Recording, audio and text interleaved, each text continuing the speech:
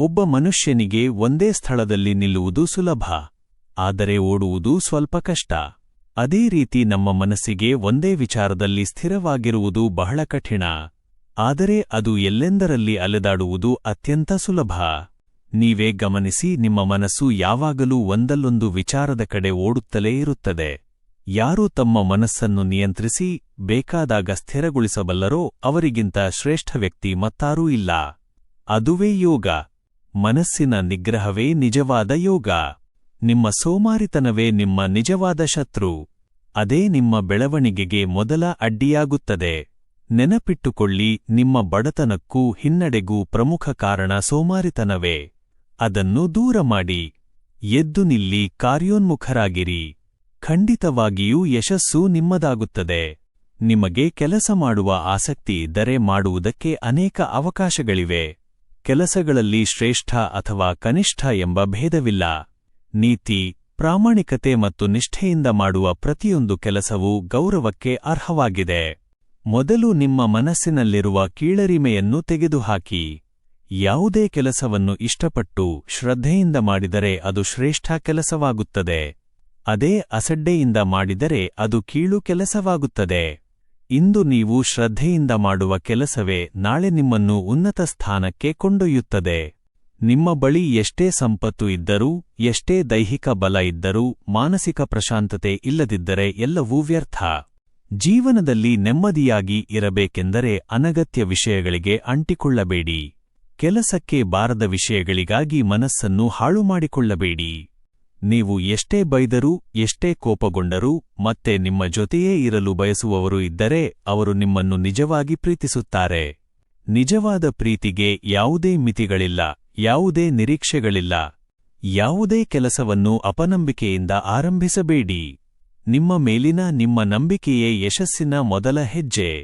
ಬರುವುದು ಮತ್ತು ಹೋಗುವುದು ನಮ್ಮ ಕೈಯಲ್ಲಿಲ್ಲ, ಆದರೆ ಪ್ರೀತಿ, ಗೌರವ ಮತ್ತು ಅಭಿಮಾನವನ್ನು ಹಂಚುವ ವ್ಯಕ್ತಿತ್ವ ಮಾತ್ರ ನಮ್ಮ ಕೈಯಲ್ಲಿದೆ. ಜೀವನದಲ್ಲಿ ಯಶಸ್ಸು ಬೇಕೆಂದರೆ ನಿದ್ದೆ ಬಿಟ್ಟು ಶ್ರಮಿಸಬೇಕು. ಮಲಗಿ ಕನಸು ಕಾಣುವುದರಿಂದ ಯಶಸ್ಸು ಸಿಗುವುದಿಲ್ಲ. ಕನಸು ಕಾಣಲು ನಿದ್ದೆ ಸಾಕು, ಆದರೆ ಆ ಕನಸುಗಳನ್ನು ನನಸಾಗಿಸಲು ನಿರಂತರ ಪರಿಶ್ರಮ ಅಗತ್ಯ. ಹಸಿವಿನಿಂದ ಬಳಲಿದವನಿಗೆ ಅನ್ನದ ಬೆಲೆ ತಿಳಿಯುತ್ತದೆ. ಕಷ್ಟಪಟ್ಟವನಿಗೆ ಬದುಕಿನ ನಿಜವಾದ ಮೌಲ್ಯ ಅರ್ಥವಾಗುತ್ತದೆ.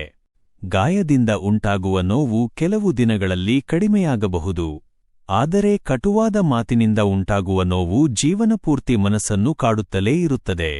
ಆದ್ದರಿಂದ ಮಾತನಾಡುವಾಗ ಸದಾ ಎಚ್ಚರಿಕೆಯಿಂದಿರಿ. ಯಾರಿಗಾದರೂ ಸಂಪತ್ತು ಇಲ್ಲದಿದ್ದರೂ ಸಂಸ್ಕಾರ ಇದ್ದರೆ ಜೀವನ ಸಂತೋಷಕರವಾಗಿರುತ್ತದೆ.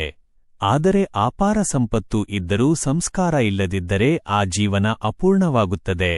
ಆದ್ದರಿಂದ ಸಂಪತ್ತಿನ ಜೊತೆಗೆ ಸಂಸ್ಕಾರವನ್ನು ಬೆಳೆಸಿಕೊಳ್ಳಿ. ಇರುವುದನ್ನು ನಿರ್ಲಕ್ಷಿಸಿ, ಇಲ್ಲದುದಕ್ಕಾಗಿ ದುಃಖಪಡುವವರೆಗೆ ಸಂತೋಷ ನಿಮ್ಮನ್ನು ಹುಡುಕಿಕೊಂಡು ಬರುವುದಿಲ್ಲ.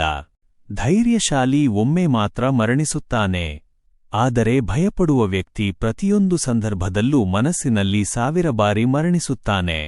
ನಿಜವಾದ ಧೈರ್ಯವೆಂದರೆ ಭಯವಿಲ್ಲದಿರುವುದಲ್ಲ, ಭಯ ಇದ್ದರೂ ಸರಿಯಾದ ಕೆಲಸವನ್ನು ಮಾಡುವ ಮನೋಬಲ. ಮನುಷ್ಯನ ದೊಡ್ಡ ಶತ್ರು ಅವನ ಭಯವೇ. ಭಯ ಅನೇಕ ಇಲ್ಲದ ಸಮಸ್ಯೆಗಳನ್ನು ಸೃಷ್ಟಿಸುತ್ತದೆ. ಆದ್ದರಿಂದ ಯಾವ ಸಂದರ್ಭದಲ್ಲೂ ಧೈರ್ಯ ಕಳೆದುಕೊಳ್ಳಬೇಡಿ. ಹೆಚ್ಚು ಕೇಳುವುದನ್ನು ಅಭ್ಯಾಸ ಮಾಡಿಕೊಂಡವನು ಹೆಚ್ಚು ಕಲಿಯುತ್ತಾನೆ. ಹೆಚ್ಚು ಕಲಿತವನು ಹೆಚ್ಚು ಗೆಲ್ಲುತ್ತಾನೆ. ಗೆಲ್ಲದೇ ಇರುವುದು ಸೋಲಲ್ಲ, ಮತ್ತೆ ಮತ್ತೆ ಪ್ರಯತ್ನಿಸದೇ ಇರುವುದು ನಿಜವಾದ ಸೋಲು. ನಿಮ್ಮ ಗುರಿಯ ಕಡೆ ಸಾಗುವಾಗ ಅನೇಕ ಅಡೆತಡೆಗಳು ಎದುರಾಗುತ್ತವೆ. ಅವು ನಿಮ್ಮನ್ನು ನೋಯಿಸಬಹುದು, ಆದರೆ ಗುರಿಯನ್ನು ತಲುಪಿದ ನಂತರ ಸಿಗುವ ಸಂತೋಷದ ಮುಂದೆ ನೀವು ಪಟ್ಟ ಕಷ್ಟಗಳೆಲ್ಲ ಸಣ್ಣದಾಗಿ ಕಾಣುತ್ತವೆ.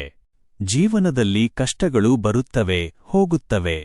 ಅವು ಬಂದಾಗ ಹೆದರಬೇಡಿ. ಅವು ಹೋಗುವವರೆಗೆ ಧೈರ್ಯದಿಂದ ಶ್ರಮಿಸಿ.